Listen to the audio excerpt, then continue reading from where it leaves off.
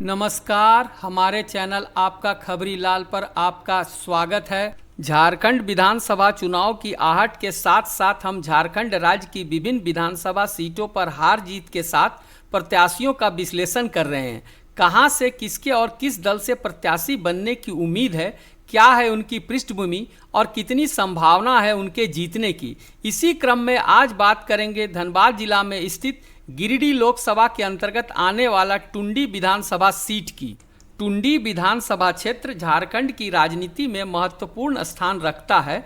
झारखंड आंदोलन के अग्रणी नेता और दिसोम गुरु शिबू सोरेन के सहयोगी स्वर्गीय विनोद बिहारी महतो यहाँ से 2 बार विधायक रह चुके हैं। बाद में उनके पुत्र राजकिशोर महतो भी यहाँ से विधायक बने। फिलहाल यहाँ के विधायक हैं मथुरा प्रसाद महतो, जो झारखंड मुक्ति मोर्चा के कद्दावर नेता माने जाते हैं। करीब 25 से 30 साल से राजनीति में सक्रिय हैं। झारखंड की राजनीति में पिछले कुछ महीनों में नाटकीय घटनाक्रम हुआ है।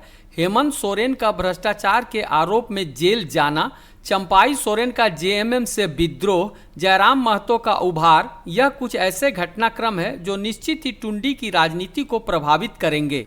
उम्मीदवार की बात करें तो जेएमएम से मथुरा महतो की उम्मीदवारी पक्की है। गठबंधन के तहत कांग्रेस, आरजेडी जैसी अन्य पार्टियां का समर्थन उनके साथ रहेगा। एनडीए गठबंधन के तहत ये सीट बीजेपी या आजसू लड़ेगी, ये तय नहीं है, मगर आजसू को ये सीट मिलने की संभावना ज़्यादा है, क्योंकि बीजेपी यहाँ से अब तक कोई कमाल नहीं कर पाई है। आजसू से उम्मीदवार कौन होगा ये अभी स्पष्ट नहीं है। क्या स्वर्गीय राजकिशोर महतो के परिवार से कोई होगा या कोई अन्य होगा, कुछ दिनों के बाद पता चल जाएगा। एक अन्य प्रत्याशी की बात करें तो जयराम महतो की पार्टी जेएलकेएम भी जीत की तगड़ी दावेदार है। जयराम खुद यहां से अपनी किस्मत आजमा सकते हैं, अन्यथा कोई उम्मीदवार तो उनकी पार्टी से होगा ही। पिछले गिरिडीह लोकसभा चुनाव में टुंडी विधानसभा क्षेत्र से मथुरा महतो को 73,771 और सीपी चौधरी को 72,838 वोट मिले, जबकि जयराम को इस विधानसभा क्षेत्र से 59,421 वोट मिले थे। जयराम के इस प्रदर्शन पर राजनीतिक विशेषज्ञों का मानना है कि जिस तरह से जयराम ने टुंडी में प्रदर्शन किया, उससे साफ है कि झारखंडियत की अलग को मजबूती से बुलंद करने में जयराम सफल रहे। यही वजह है कि जयराम को अपार समर्थन मिला। जयराम का यह प्रदर्शन झारखंड मुक्ति मोर्चा और आजसू पार्टी के लिए खतरे की घंटी है। भले ही जयराम इस सीट से चुनाव हार गए, मगर विधानसभा चुनाव की तैयारी का संकेत उन्होंने उसी समय दे दिया था। टाइगर जयराम महतो एक नए सितारे की तरह उभर कर सामने आए हैं। विधानसभा चुनावों में जयराम महतो की इस क्षेत्र में बड़ी भूमिका देखने को मिल सकती है, जो जेएमएम और आजसू की चिंताएं भी बढ़ा सकती है। एक और मजबूत पक्ष आजसू की बात करें तो गिरिडीह लोकसभा से आजसू सांसद चंद्र प्रकाश चौधरी के चुनाव जीतने के बाद से क्षेत्र में सक्रियता कम दिखती है, खासकर टुंडी इलाके में। सांसद के जनता की नज़रों से दूर होने से टुंडी में आजसू पार्टी में नेताओं में आपसी तकरार के बीच गुटबाजी शुरू हो गई है, जो निश्चित ही आजसू के लिए घातक सिद्ध हो सकती है। आजसू के पक्ष की बात यह है कि महतो वोटरों का एक हिस्सा तो उन्हें मिलता ही है। एनडीए की तरफ से खड़ा होने पर बीजेपी के कोर वोटर, जो हर हाल में बीजेपी को ही वोट करते हैं, जिनकी संख्या भी टुंडी में 20 से 25 हजार के आसपास है, आजसू के पक्ष में जाएगा। बाबूलाल मरांडी के बीजेपी में शामिल हो जाने का फायदा अनुसूचित जनजाति के वोटों के रूप में मिलेगा। ऐसे में आजसू का पक्ष भी मजबूत दिखाई पड़ता है। 1995 और 2000 में यहाँ से विधायक रहे सबा अहमद जब तक जेएमएम से चुनाव लड़ते थे, मुस्लिम समुदाय का झुकाव जेएमएम के तरफ होता था, मगर अब उनके वोटों में भी कुछ बिखराव देखने को मिल सकता है, क्योंकि सबा अहमद इस बार चुनाव लड़ेंगे, शायद ओवैसी की पार्टी से उम्मीदवार बनेंगे।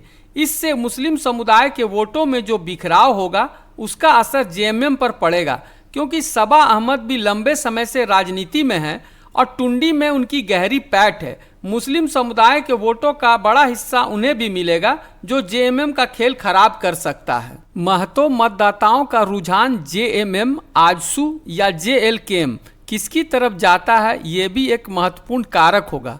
मतदाताओं की संख्या की बात करें तो टुंडी में मतदाताओं की कुल संख्या 3,08,990 है, जिसमें सबसे अधिक अनुसूचित जनजाति के 50,850, उसके बाद मुस्लिम समुदाय के मतदाता 49,947, फिर महतो समुदाय के 44,532 तथा अनुसूचित जाति के 30,894 मतदाता हैं।